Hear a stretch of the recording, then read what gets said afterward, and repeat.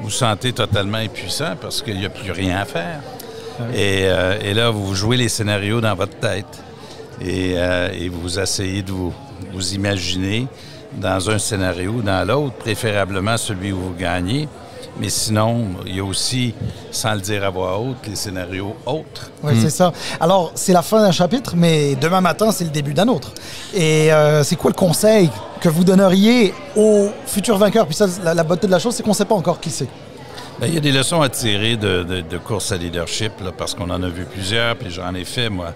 Le premier geste à poser, honnêtement, et là, le temps compte, c'est de tendre la main à ses adversaires et à leurs organisateurs.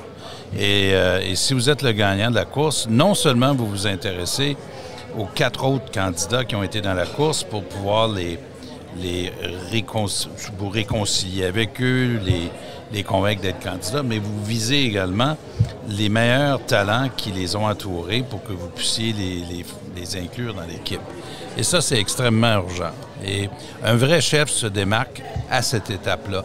On saura par les 24 prochaines heures, à mon avis, si c'est quelqu'un qui est vraiment fait pour être chef d'un parti et d'un gouvernement ou s'il ne l'est pas. Parce que s'il n'a pas ces réflexes-là, honnêtement, pour le reste, ça s'annonce mal. Alors, quand on travaillait dans votre gouvernement, vous disiez qu'il fallait additionner. Donc, j'imagine que c'est ça votre message. George, avais-tu une dernière question pour M. Charest? Écoutez, moi, ma question, c'est le message qu'on dit depuis le tout début.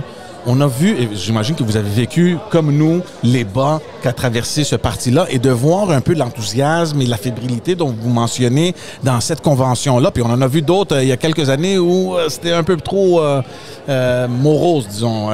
Et de voir les gens un peu heureux comme ça, ça amène une lueur d'espoir. Et c'est d'autant plus une lueur d'espoir que nous sommes à presque un an de l'élection générale. Et le gouvernement actuel sera remplacé, à mon avis, et le Parti libéral du Québec se présente comme étant l'alternative, à la condition de remplir, faire plusieurs choses de manière urgente, rapidement, puis de mobiliser rapidement les gens autour d'eux. Alors, c'est très enthousiasmant.